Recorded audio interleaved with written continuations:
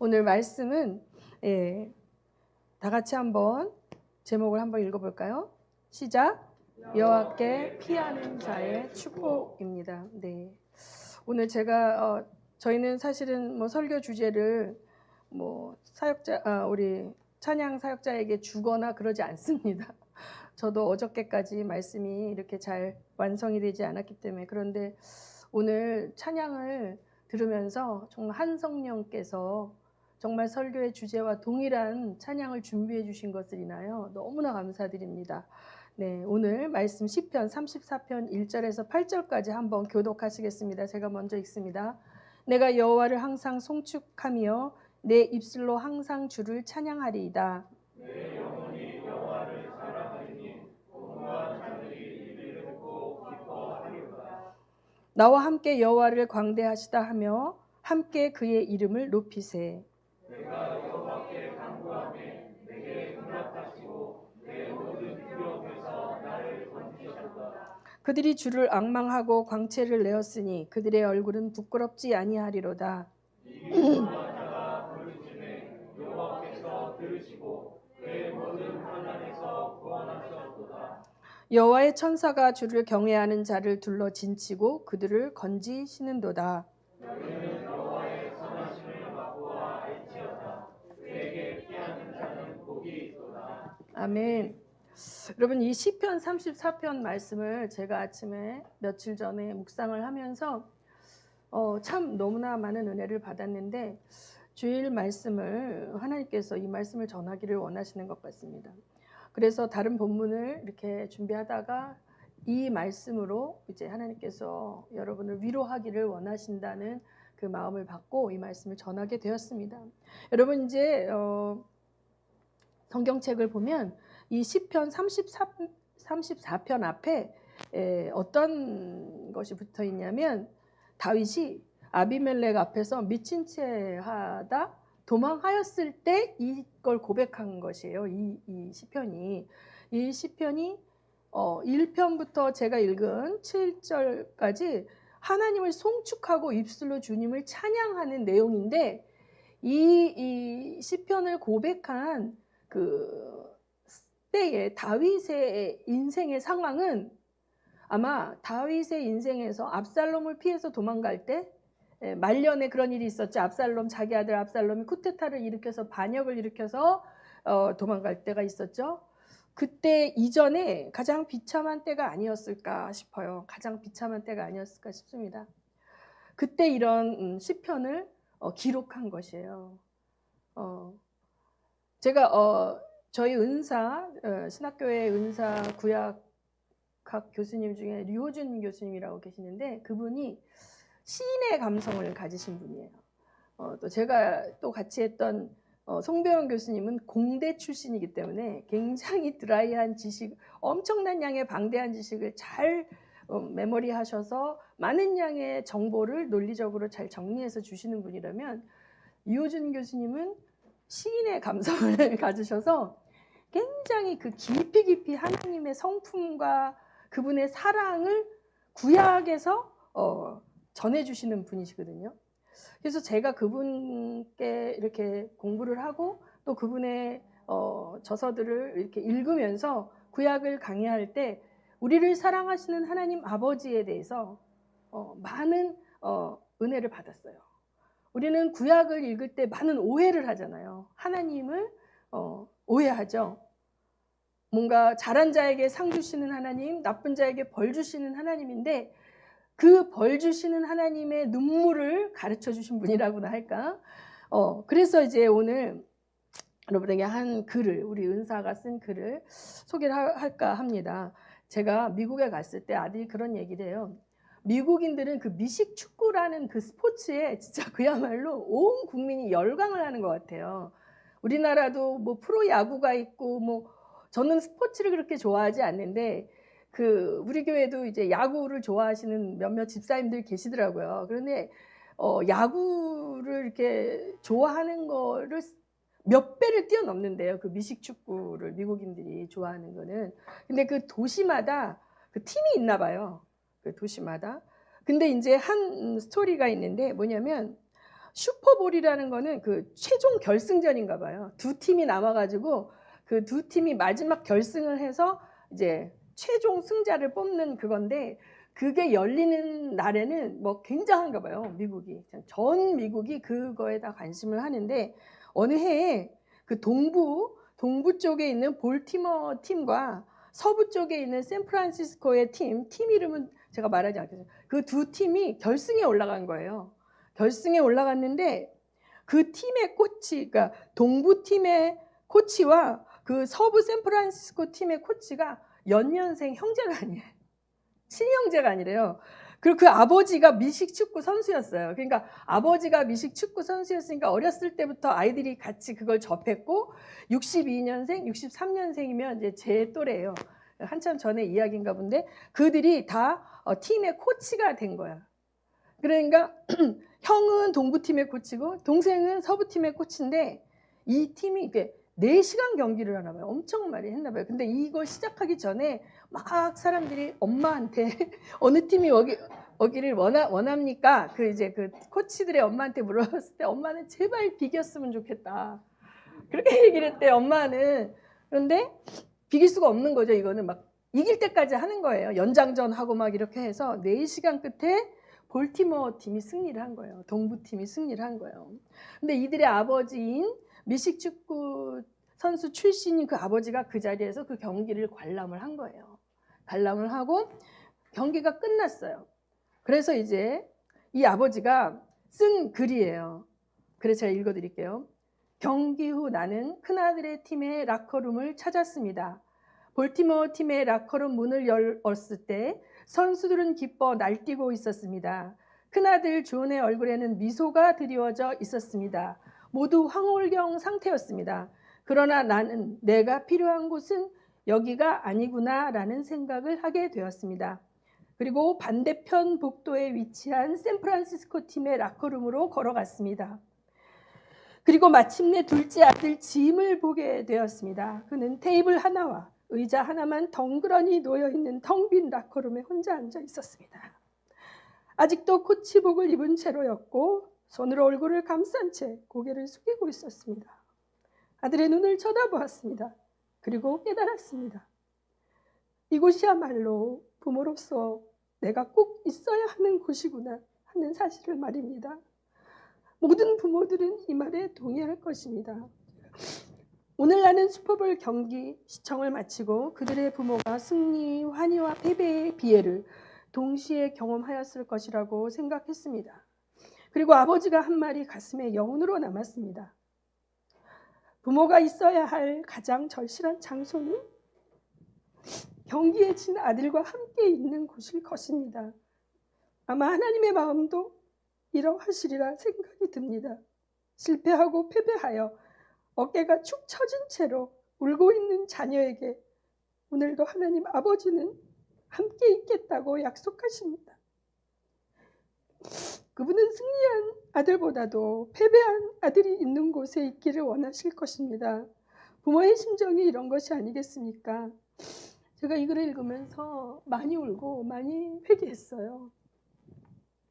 우리 교회는 선교를 하고 여러 곳에 또 나가서 선교를 단기로 하기도 하고 그 다음에 또 선교사를 파송하기도 합니다.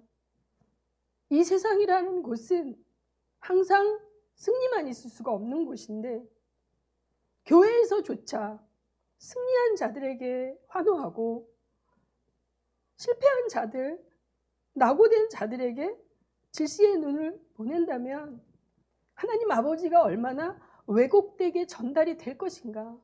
교회 자체가 하나님 아버지의 사랑을 보여주는 곳인데 우리는 어떤 성공과 성취와 사명의 완수의 그것으로 평가하고 있지 않은가라는 생각을 하면서 저 자신부터 많이 돌아보게 되었어요. 근데 사실은 이것이 부모의 마음이에요. 성공하고 승리하고 뭔가 부모 보기에 자랑스러운 일을 한 그러한 자녀들을 볼 때 우리가 자랑스러움이 있죠. 너무 자랑스럽고 어깨에 힘이 들어가 기특하고, 그런데 자기 길을 가지 못하고 계속 빙빙 돌고 계속 10년째 10년째, 20년째 정답을 쓰지 못하고 방황하는 자녀를 볼 때 부모가 그를 사랑하지 않는 게 아니에요. 부모의 가슴은 찢어집니다. 소리 없는 눈물이 흘립니다. 이것이 하나님께서 부모에게 넣어준 부모의 심정인데 이 심정은 우리 것이 아니에요. 아버지 하나님이 우리에게 넣어준 거죠. 넣어준 거예요. 사실 교회가 영적 가족이기 때문에 마땅히 우리가 그 아버지의 사랑을 누린다면 우리 안에 나타나는 것들이 그러한 것들이어야만 하는데 저부터 참 부족해서 성도들에게 그러한 사랑을 온전히 드러내지 못한 부분을 많이 회개했습니다. 여러분 인생이라는 것이 뭐라고 생각하십니까? 제가 이 책을 읽으면서 이 책 말고 다른 이제 우리 교수님 책을 읽으면서 한 스토리를 또 들었어요. 100세 된 나이 많은 초등학교 선생님, 일본에 있었던 얘기. 일본의 어느 시골 마을에 기독교 교육을 하는 작은 시골 마을에 그 할머니가 수십 년 동안 그곳에서 무료로 제자들을 가르친 거죠. 무인가 학교 같은 그런 수십 년 전의 일입니다. 그래서 100세 된 그 할머니의 제자들은 중년, 노년부터 초등학교 지금 열몇 살까지 있는 거예요. 그런데 하루는 그 교사의 생신을 맞이하여 온 제자들이 모여가지고 이제 생일 잔치를 열어줄 때 그 기자가 물었나 봐요. 그 여자 선생님한테 인생이 뭐라고 생각하십니까? 라고 물어봤을 때 이 할머니가 그렇게 말씀하셨대요. 바람 부는 인생길을 기도하며 걷는 거다. 그렇게 100년을 산 자기의 사명, 자녀들을 이제 젊은 이들에게 공부를 가르친 한 선생님이 그 사명을 평생 감당하고 그 100세 된 그 할머니가 바람 부는 인생길을 기도하며 걸어가는 것이 인생길이라고 자기는 생각한다. 이렇게 말씀하시고 며칠 뒤에 소천하신 거예요. 근데 여러분 정말 저도 많이 살진 않았지만 저보다 연배가 많으신 성도분들도 계시지만 내일 모레면 60인데 돌아보니 바람이 없을 때가 없었던 것 같아요. 그렇죠? 우리가 인생길을 걸어갈 때 바람은 끊임없이 불어옵니다.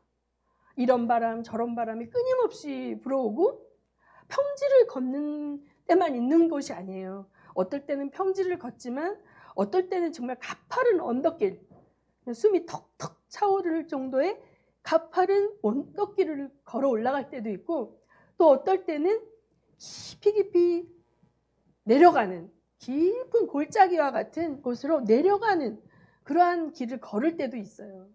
근데 이 인생길을 걸어갈 때 우리가 동료는 있을 수 있지만 누구도 내 인생길을 대신 걸어줄 수는 없어요. 그렇죠? 그래서 때로는 동료와 함께 걸을 때도 있지만 어떨 때는 아무도 없고 나 혼자 걸어가는 것 같은 때도 있는 거예요. 그리고 너무나 비바람이 몰아치고 정말 바람이 너무 강해서 날아갈 것 같고 나라는 존재가 사라져 없어질 것 같은 그러한 광풍이 휘몰아치는 그러한 것도 걸을 때가 있는 거고 평탄하고 잔잔한 바람이 불고 따스한 햇볕이 뜨는 그런 아주 좋은 날씨와 같은 그러한 때를 걸을 때도 있는 거죠. 오늘 이 시편 말씀에 다윗이 이 시편 34편 말씀을 기록했을 때는 정말 그가 너무 최고의 고통과 외로움과 맞서 싸우며 하나님의 사랑에 대해서 정말 주님이 사랑하신다면 어떻게 나를 이렇게 비참하게 버려두시는 거야 라는 퀘스천을 느낄 만큼 그러한 상황이었던 것이죠. 다윗이 용장입니다. 그렇죠? 아주 어린 나이에 10대 때부터 그 블레셋이 쳐들어왔을 때 조약돌, 그렇죠? 물맷돌을 가지고 그 블레셋을 쳐 부시는 골리앗을 쳐 부시는 담대함이 있는 자인데 그가 왜 이런 피난길에 올랐습니까? 적들을 향해서는 내가 마음껏 나의 가지고 있는 능력과 용기를 발휘할 수 있는 거예요.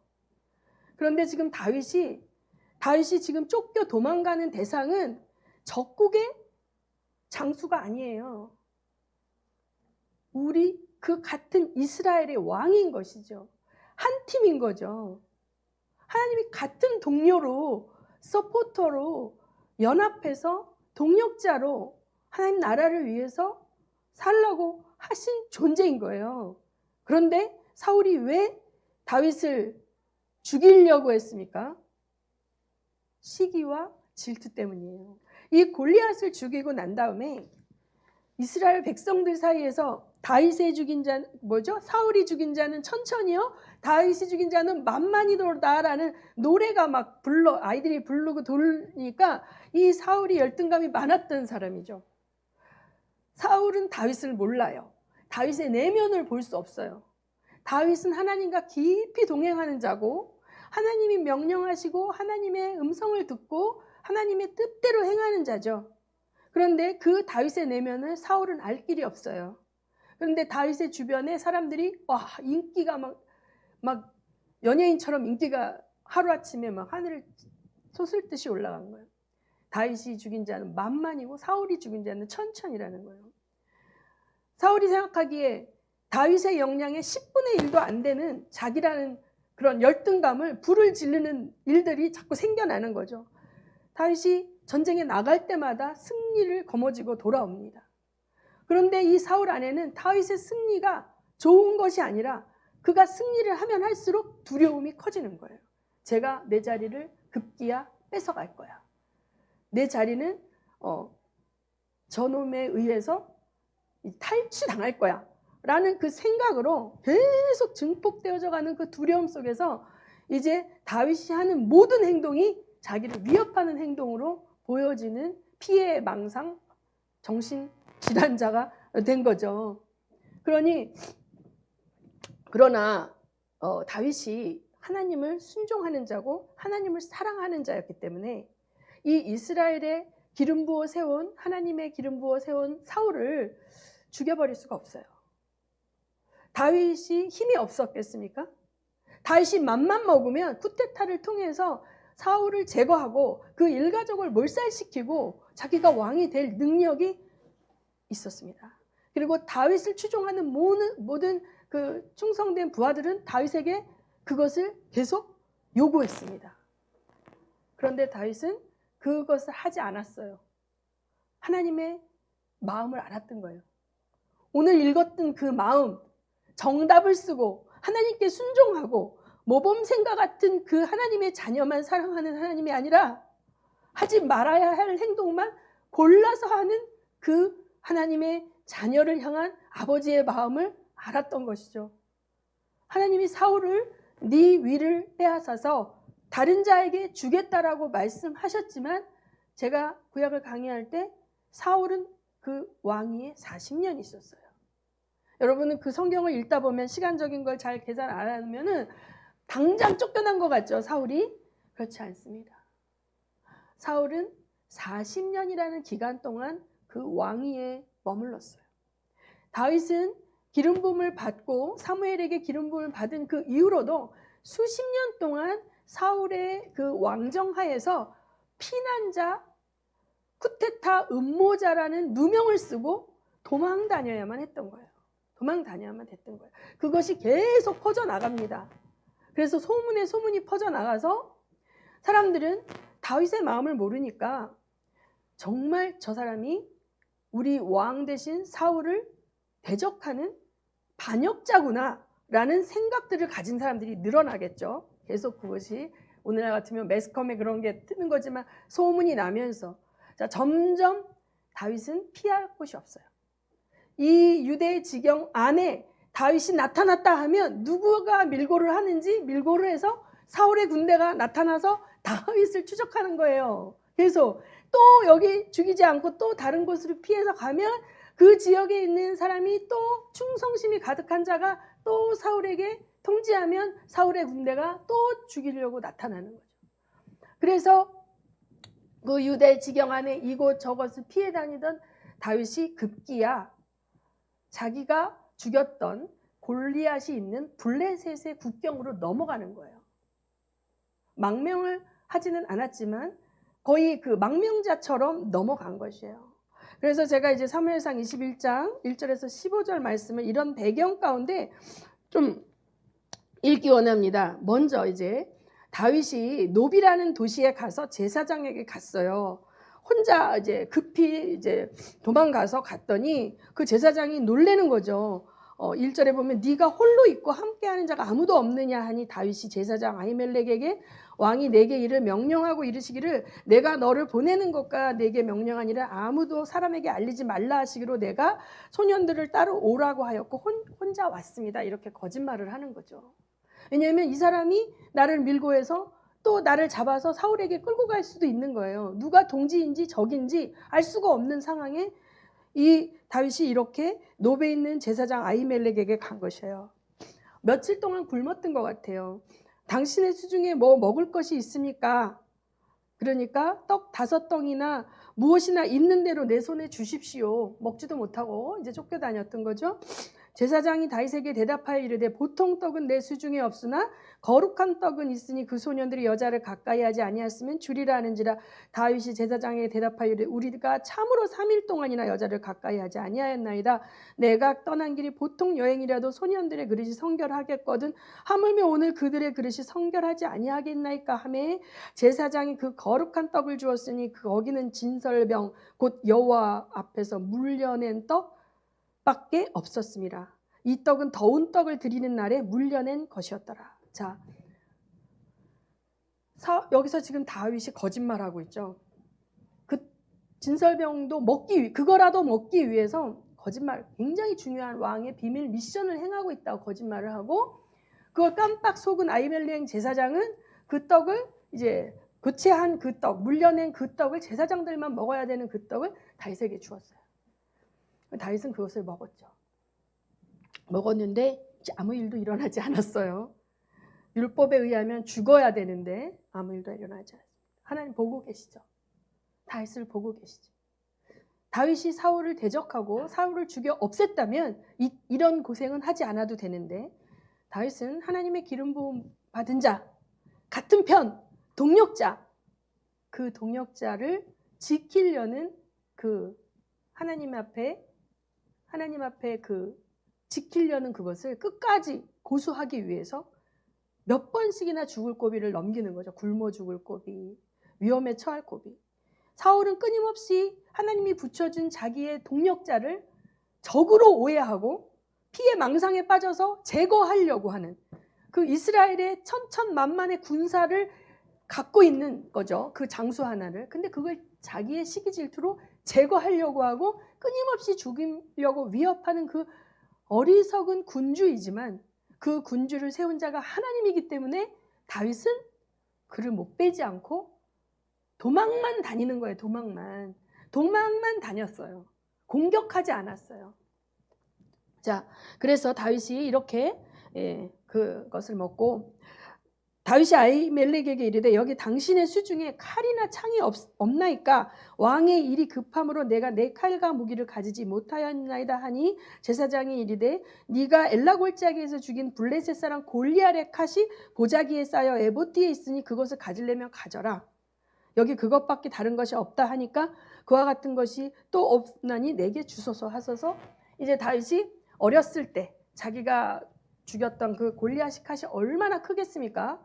그런데 이제 다윗도 컸죠. 그러나 그 칼은 다시 들기에도 컸을 거예요.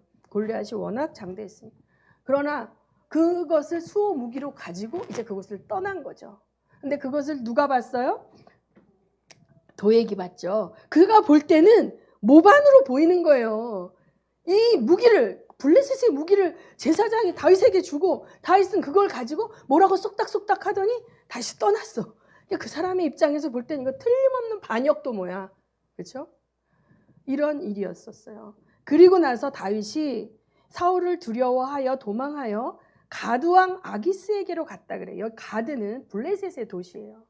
블레셋 지경의 도시예요. 거기 갔는데 아기스의 신하들이 이제 뭔가 이제 그 세월이 흘렸죠. 골리앗이 죽은 다음에 지금은 전쟁의 때가 아니니까 아마 왕래가 있었던 것 같아요. 그래서 이렇게 다윗이 갔는데 아기스의 신하들이 기억을 하고 있는 거죠. 그 왕의 가드 왕 도시국가죠. 그 아기스의 신하들이 아기스에게 말하되 이 사람이 바로 그 다윗입니다.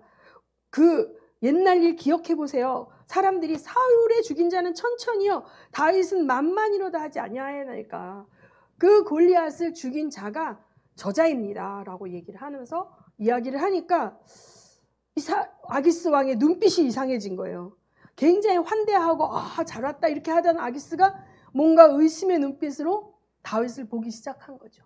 그러니까 다윗이 이 말을 그 가드왕 아기스를 심히 두려워하게 되었죠. 다윗이 그들 앞에서 행동을 변하여 미친 채 하고 대문짝에 그적거리며 침을 수염에 흘리매, 그러니까 약간 그 미친 사람처럼 침을 흘리고 일부러 막 눈동자 막 이렇게 뒤집고 하면서 막 이렇게 하니까 아기스가 그의 신하에게 이르되 너희도 보거니와 이 사람이 미치광이로다. 어찌하여 그를 내게로 데려왔느냐.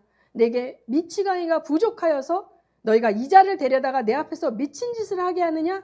이자가 어찌 내 집에 들어오느냐 하리라. 그래서 내쫓아라 해가지고 그냥 다윗이 도망가면 적들이 또 추적해 올 수 있잖아요. 그러니까 자기가 아무것도 할 수 없는 미친 사람이라는 모습으로 이제 그곳을 빠져나오는 거예요.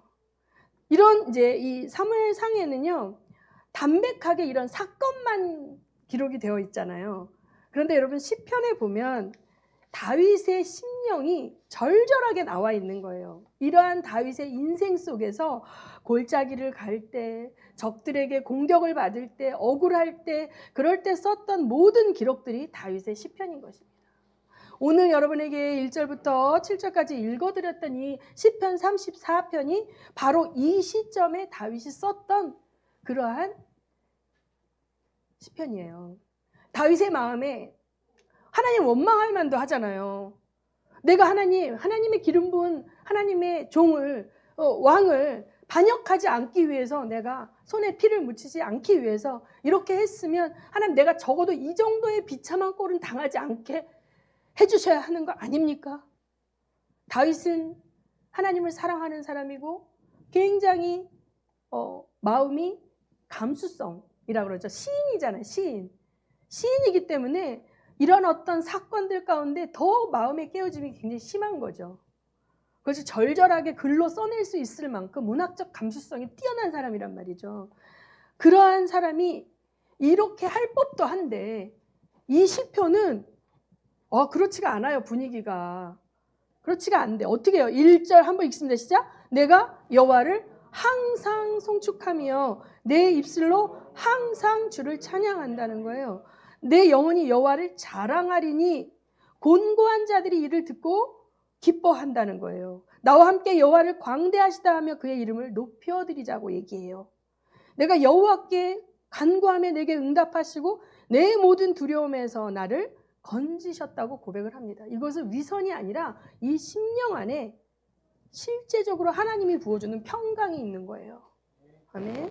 그 다음에 그들이 주를 앙망하고 광채를 내었으니 그들의 얼굴은 부끄럽지 아니하리로다. 자, 남자가, 장수가, 용맹한 장수가 가짜로 미친 척하면서 침을 수염에 흘리며 막 미친 짓을 하면서 도망쳐 나왔는데 부끄럽지 않다는 거예요. 부끄럽지 않다는 거예요. 환난에서 곤고한 자가 여호와께 부르짖음에 여호와께서 들으시고 그의 모든 환난에서 구원하셨도다. 뿐만 아니라 7절 여호와의 천사가 주를 경외하는 자를 둘러 진을 치고 그들을 건지시는도다. 저는 다윗이 느꼈을 거라고 생각을 해요. 다윗이 어느 곳을 가든지 동굴로 피신하든지 적국으로 피신하든지 여호와의 천사들이 다윗을 지키며 함께 동행하는 것을 다윗의 영혼은 느꼈다고 생각해요. 다윗이 영안이 열려서 그 천사들을 보지는 못했을 수도 있어요. 그러나 영이 알았다는 거죠. 그 천사가 자기를 둘러 진을 치며 자기를 보호하고 다닌다는 것을. 그러면서 8절이 뭐라 그러냐면 너희는 여호와의 선하심을 어떻게? 맛보아 알지어다. 너희 경험하라는 거예요.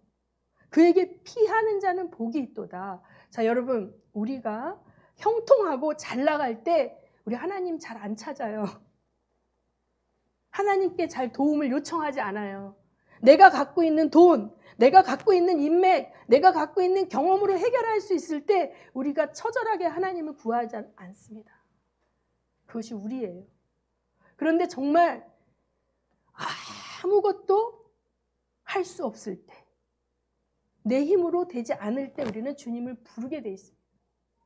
믿는 자는 주님을 부르게 돼 있어요. 그럴 때 하나님은 절대로 외면하지 않으시는 걸 믿으시기 바랍니다. 제가 이번 추석 때 저희 조카를 만났어요. 저희 조카가 공황장애를 너무 심하게 앓아서 걔가 10대 후반때 학교에서 뛰어내린 적도 있어요. 3층에서. 대퇴부가 부러져서 죽지는 않고, 그런데 얘는 죽으려고 뛰어내린 게 아니더라고요. 제가 가서 봤더니 엄마 아빠를 부르는 거예요. 우르무치에 그렇게 밀접하게 있던 가족이 떨어져서 아이는 대안학교로 갔고 뭐 친구들하고 사회성을 전혀 할 수 없는 아이가 엄마를 부르는 유일한 그 소리는 자기가 아픈 거예요. 죽게 생긴 거예요. 그러면 엄마가 오는 거예요. 제가 KTX를 타고 중환자실에 들어가서 이 아이를 눕혀놓고 조용히 기도했죠. 다른 병실도 있으니까 방언으로 기도하는데 하나님께서 이 영혼을 정말 불쌍히 여겨주시고 굉장히 기름 부음을 많이 부어주시는데, 이 아이는 뭐 아무것도 모르고 있는데 그 아이가 저한테 이모 언제 올라가요? 이모 오늘 너 기도했으니까 이제 밤에 올라가려는데 이모 내일 한 번 더 기도해 주시고 가면 안 돼요? 이러는 거예요. 중환자실은 면회 시간이 있거든요. 6시 면회 시간에 들어갔는데 내일 12시, 그렇죠? 한 번 더 기도해 주시고 가면 안 돼요? 얘가 그렇게 얘기해서 제가 찜질방에서 자고 그 다음날 한 번 더 기도를 해줬어요. 그런데 얘가 한 2년 전에 저한테 기도를 받고 싶어 해요. 명절 때밖에 못 만나는데 그때 기도를 해주면서 성령 세례를 통해서 방언이 터졌어요. 그리고 얘랑 또 헤어졌죠. 1년이 지나고 또 만났는데, 보통 그렇게 제가 선교지에서도 그렇게 하고 1년 뒤에 혹은 2년 뒤에 가서 그 영혼을 만나면 거의 다 막혀버려서 다시 방언을 못하는 경우가 되게 많아요. 그럴 경우가 되게 많아요. 처음부터 다시 해야 되는 경우가 많거든요. 근데 이번에 이 친구가, 우리는 사실은 뭐 이렇게 오랜만에 만나서 이런저런 얘기하고 할머니 댁에서 이제 일어나서 갈라 그러는데 이 아이가 저 이모한테 기도 받으려고 그랬는데, 그래서 그래 기도해 줄게. 그래서 이제 방으로 갔어요. 딴 방에 가서 이 아이한테 너 왜 이모한테 기도받기 원해? 자기는 이제 하나님을 너무 사랑하고 하나님을 신뢰하는데 하나님이 원하는 대로 살고 싶은데, 자기가 하나님이 원하는 걸 살기보다는 자기 하고 싶은 걸 살고 싶은 힘이 너무 많아서 자기 혼자로는 그걸 이길 힘이 없다는 거예요.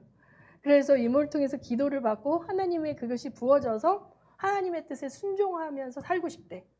얼마나 기특한지. 그래서 기도를 했죠. 얘가 방언을 하더라고요.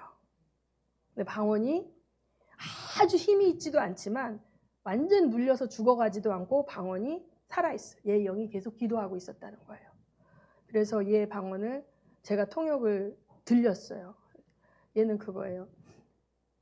나는 아주 큰 핸디캡이 있는 거예요. 이 세상을 혼자 살아가기에는 자기가 병약하다는 걸 알아. 자기가 사회성이 없다는 걸 알아. 사람들하고 잘 이렇게 사귀고 뭔가 하지 못하는 거를 알아. 그래서 하나님이 아니면 안 된다는 걸 얘가 아는 거예요.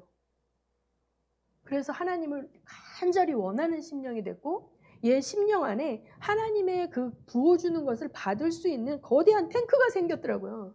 그게 없는 사람은 기도해잡았다 다 미끄러져 나가요. 부어지지도 않아요. 다 쏟아버려요. 근데 얘는 주는 족족 빨아들이면서 이거를 받아들이더라고요. 그래서 제가 너무 감사한 거죠. 나는 잠깐 봤지만 우리의 동역자들이 기도하며 얘를 돕는 얼마나 많은 동역자들이 있겠습니까? 얘네 교회 대학부 목사님이나 얘네 부모님이나 이 한 영혼이 주님을 갈망하는 영혼으로 시즌이 바뀌어가지고 자라가고 있더라고요. 너무 할렐루야. 내 눈앞에 다 안 보이지만 주님은 일하십니다. 그래서 우리는 동역자가 맞습니다. 한 팀입니다. 그런데 다윗은 너무 외로웠어요. 자기는 사울의 동역자였는데 사울과 함께 전쟁에 나가서 이 블레셋을 무찌르는 것이 하나님의 뜻이었고 목숨을 걸고 그걸 무찔렀는데 어느 날 사울은 자기를 적으로 보는 거예요. 동역자인데 죽여야 할 자로 보는 거예요. 얼마나 속상하고 외롭겠습니까? 힘들겠습니까? 그러나 저가 나를 아무리 적으로 여길지라도 나는 끝까지 저를 동력자로 여기는 다윗의 외로움이 여기 있는 거예요. 다윗의 외로움이 여기 있는 거예요. 그래서 8절 9절부터 다시 한번 제가 읽겠습니다. 9절에 너희 성도들아 여호와를 경외하라. 그를 경외하는 자에게는 부족함이 없도다. 10절 여러분 읽습니다.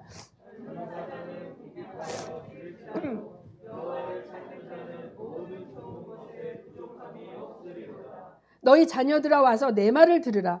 내가 여호와를 경외하는 법을 너희에게 가르치리로다.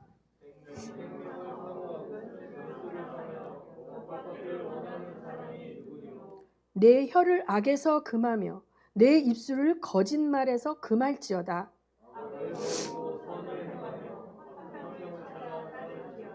여호와의 눈은 의인을 향하시고 그의 귀는 그들의 부르짖음에 기울이시는도다.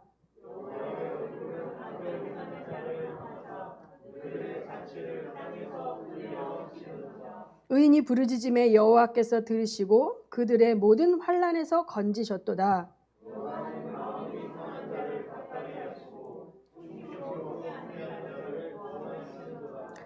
의인은 고난이 많으나 여호와께서 그의 모든 고난에서 건지시는도다.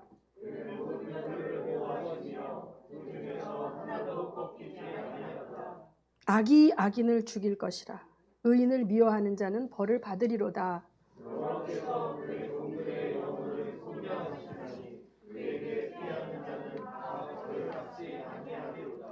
아멘. 자, 여기서 우리가 굉장히 중요한 것이에요. 원수들, 하나님 안에서 우리가 도적질하고 우리의 것을 탈취하러 오는 악한 영들, 원수들을 향하여는 우리가 물러서면 안 됩니다. 그러나 그 영들의 포로된 자들이 있어요. 그렇죠? 사울이 뭐예요? 사울을 공격하는 영은 악신이에요. 죽이려는 살인자의 영이고 시기와 질투의 영이거든요. 그 악신이 사울에게 임한 거예요. 그래서 하는 짓이 악을 행해요. 블레셋은 오히려 환대하는데 실제적인 세계에서 적국의 왕은 다윗을 환대하는데 같은 팀인 유대의 왕인 사울은 다윗을 죽이려고 그래요. 왜 그럴까요? 사단의 작전은 이간이에요. 시기 질투를 통하여 공동체의 연합을 깨트려 버리고 그 원톱인 자가 영향력을 행사하지 못하도록 모함하고 그의 영향력을 잡고 없애버리는 거죠. 사울도 그 영에 속았던 것이에요. 그런데 다윗은 거기에 넘어가지 않았어요. 그래서 끝까지 그 영들을 향하여는 기도하고 하나님께 기도하고 그 영들을 향하여는 하나님께서 징계하실 것을 외쳤지만 실제적으로 사울이라는 인간을 죽이지 않았어요. 그 인간을 죽이지 않으므로 자기가 고난의 떡을 마시고 수십 년 도피 생활을 하면서 떠돌이 생활을 해야 했지만 그 과정 속에서 한 번도 다윗은 하나님이 자기를 떠나지 않으셨다라는 걸 확신했고 천군 천사를 통해서 자기를 둘러 지키시는 것을 경험한 거예요. 아멘. 여기 보면 의인이 고난이 많다고 그러셔요. 없다고 하시지 않아요. 의인이 고난이 많습니다. 왜? 예수님 말씀하셨죠? 우리가 세상에 속하지 아니하였기 때문에 세상의 영을 가진 자들은 우리를 미워하게 돼 있거든요. 우리 세상의 영을 가진 자들과 하나님의 영을 가진 자들이 한 직장에서 일을 해요. 그렇죠? 또 한 교회에 있고요. 한 가정에 있어요. 그런데 우리가 끝끝내 우리의 한편이기를 포기하지 말아야 돼요. 그래서 그 포로됨을 끊어야 돼요. 그들을 공격하고 있는 포로됨을 끊 때 그들의 영혼을 향해서는 깊은 긍휼의 마음을 가지시기 바랍니다. 아까 패배한 아들의 라카를 찾아가셔서 그 패배한 채 홀로 앉아있는 그 아들을 바라보는 아버지의 마음이 악의 영의 포로가 되어서 악한 일을 계속하는 그 하나님의 성도를 바라보는 아버지의 마음인 거예요.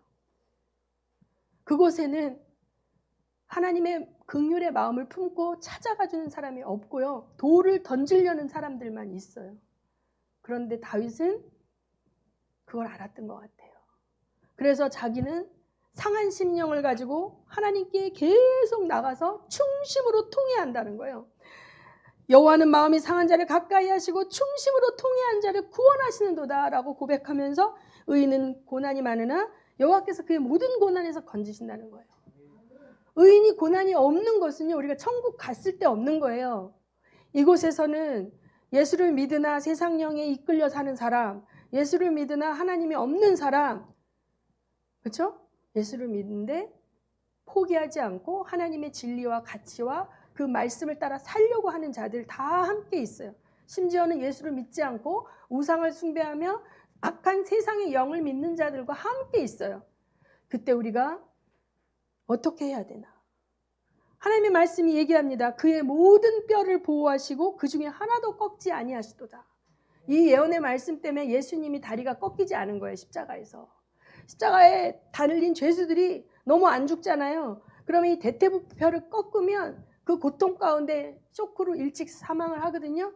그래서 오랫동안 안 죽는 죄수를 그 뼈를 꺾는데 예수님 어떻게 했어요? 로마 장병들이 창으로 찔렀더니 물과 피, 이 분리된 피가 혈액이 분리된 거예요. 물과 피가 나오니까 이미 이 시스템이 다 죽었다라는 거 알고 뼈를 꺾지 않았어요. 근데 이것이 예언이 성취된 거예요. 의인의 뼈가 꺾이지 않는다는 그것이 예수님이. 자, 그런데 21절에 다 같이 읽습니다. 시작. 악인을 죽인다는 것입니다. 예. 묘하는 자는 벌을 받아요. 여러분, 정말 세상에 돌아가는 것들을 보면 그렇게 악할 수가 없어요. 가진 자들이, 권력을 가진 자, 물질을 가진 자들이 가난하고 힘없는 자 거를 속여 빼앗아서 너무나 많은 것들을 취하여서, 그러나 그들이 회개하지 않고, 그런데 저는 이 말씀을 믿기 때문에 악을 행한 자는 그 악이 그들을 멸망시킵니다. 아멘. 그래서 여러분, 우리가 하나님의 복을 받는 비결은 하나님을 떠나거나 입술로 하나님을 원망하는 말을 하면 안 돼요. 너희 입술을 지키라고 그러시잖아요. 입을 지켜야 돼. 어떻게 지키냐? 악인을 향하여 저주하는 말을 하는 입을 지켜야 돼. 잠재적인 형제야, 동력자야. 그렇기 때문에 끝까지 그 영혼이 구원받도록 기도하시기 바랍니다. 나를 찌르는 악을 향해 그 악에 포로된 그 영혼을 불쌍히 여기시고 그가 주의 복음을 듣고 구원받기를 기도하시기 바랍니다. 그러면 그 악이 무력화돼요. 그런데 저 악한 자, 저주를 받아가지고 지옥불에 떨어져라 하고 너 쫄딱 망해라, 너 막 이렇게 내가 악을 뿜잖아요. 그러면 나는 하나님의 사람인데 나를 지배하는 거는 뭐예요? 악한 원수가 날 지배해요. 마치 사울과 같이. 하나님의 기름 부어 권세를 가진 자인데 그가 계속 악신이 시키는 저주와 시기와 미움과 그것을 자기가 시키는 대로 하다 보니까 점점 더 그 악이 그를 지배하게 되는 포로됨의 상태가 더 심해지는 거예요. 그래서 우리가 혀를 지키고 나를 저주하는 자를 향하여 오히려 그를 향하여 불쌍히 여겨달라고 축복을 할 때 이 악은 무력화돼요. 악이 무력화되는 것은 악을 악으로 맞서는 게 아니라 악을 선으로 행할 때 그 악은 더 이상 공격하지 못하게 돼요. 이 방법을 여러분이 잘 아셔야 돼요. 여러분이 세상에서 승리하기 원합니다. 그 승리한다는 것은 고난도 없고 뭐 어려움도 없다는 게 아니라 고난은 있을 수밖에 없어요. 이 세상 속에서. 악은 점점 더 강해질 수밖에 없어요. 그런데 이 말이 있잖아요. 괴물과 싸우다 괴물이 된다고. 그래서 우리가 이 다윗이 얼마든지 죽일 수 있는 사울을 죽이지 않은 그 과정 속에서 그가 고난 속에서 하나님과 동행하면서 써놓은 이 시편 말씀이 우리가 얼마나 큰 것인지 모릅니다. 그래서 다윗은 하나님을 높이는 거예요. 여호와 광대하시다. 그는 선하시고 그와 함께하는 자는 끝까지 뼈가 꺾이지 않게 하시고 천군 천사를 불러 호위하시는 그 하나님의 자녀가 된 것이 우리가 복 중에 복이에요. 여러분이 어떤 권세를 가진 것보다, 여러분이 뭐 수천억, 요새 돈벼락 얘기 많이 나오는데 수천억 돈벼락 맞은 것보다 여러분에게 가장 큰 복은 뭐냐면 여러분과 하나님이 한 팀이라는 거예요. 원팀이라는 거예요. 여러분이 어떠한 상황 가운데 있을 때도 하나님은 천군 천사를 보내시고 우리 안에 계신 성령님이 우리를 지키고 보호하셔서 우리를 지옥 가는 저주로 행하지 않도록 우리를 지켜주신다는 거예요. 사실 정말 견디기 힘든 악을 경험할 때, 예를 들어서 원브란트 목사님이 공산 치하에서 그 고문과 어려움을 당했을 때, 일제치에서 안희숙 그 사모님이 그 신사참배에 강요당했을 때, 주기철 목사님이 송판을 걸을 때, 우리 인간으로서 감내할 수 없는 악의 도전이 올 때 우리가 그 악에 지지 않고 손으로 악을 이길 수 있는 힘은 나에게서 오는 것이 아닙니다. 우리가 하나님과 한편이라는 그것이 우리의 소망인 것이에요. 전 사실 겁이 많아요. 그래가지고 제일 걱정되는 게, 제가 이제 그 갑상선 호르몬 약을 먹잖아요. 그 갑상선을 떼어냈기 때문에 몸에서 호르몬이 생성이 안 돼서 그걸 약으로 넣어줘야 되는데, 정말 짐승의 표를 받지 아니하면 그 약을 탈 수가 없고 살 수도 없는 시대가 오면 제가 그 고난을 견딜 수 있을까 막 걱정이 돼서, 그 전에 하나님 저를 순교를 통해서 데려가시든지 뭘 통해서 데려가시든지 하나님 저를 데려가 주세요, 이렇게 기도할 때도 있습니다. 저도 지극히 약한 자예요. 그냥 저는 정말 인내심도 부족하고 몸도 약한 자예요. 그런데 제 소망은 뭐냐면 제가 하나님과 같은 편이라는 것입니다. 제가 여호와를 소유한 복을 가졌다는 거예요. 여러분이 하나님, 성부, 성자, 성령 하나님을 소유한 복을 가지신 분이라는 걸 믿으시기 바랍니다. 그래서 여러분의 인생길이 비바람이 몰아치는 길이든, 동지가 적으로 오해하여 막 불화살을 쏴야 되는 길이든, 혹은 깊고 깊은 어둡고 침침한 골짜기, 사망의 음침한 골짜기를 걸어가는 중이든, 해가 나고 바람이 불고 꽃들이 펴있는 아름다운 길을 걸어가는 중이든 상관없이 여러분은 주님과 동행하는 자입니다. 성부, 성자, 성령 하나님이 여러분과 함께 하십니다. 잊지 말아야 될 것은, 여러분에게 악을 행하는 자들을 향하여 저주하는 입술을 멈추시기 바랍니다. 그들을 불쌍히 여기시고 그들에게 구원의 복음이 임하도록 축복하는 여러분의 입술이 되기를 원합니다. 그리하여 여러분 악을 행하는 악한 영들에게 속아서 동일한 영으로 대적하는 것이 아니라 선으로서 악을 이기는 여러분 되시기를 예수의 이름으로 축원합니다. 이 시간에 우리 기도하실 때에 먼저 하나님 앞에 감사하십시다. 내가 무엇이 간데 하나님께서 나를 선택하셔서 하나님의 언약의 파트너로 삼으시고 예수님의 거룩한 신부로 불러주시고 매번 세상 속에 나가 하나님을 의심하고 불신하며 하나님 배반하는 저를 끝까지 지켜주시는지 감사기도 하시고, 이제 말씀을 들었으니 나의 입술을 지켜주시고 아버지와 축복의 입술 또 긍휼의 자비를 품고 중보하는 자로 이 나라를 위하여 또 열방을 위하여 우상을 숭배하는 자들과 헛된 사상에 포로된 자들을 위하여 기도하는 자가 되게 해달라고 기도하시겠습니다. 통성으로 기도합니다.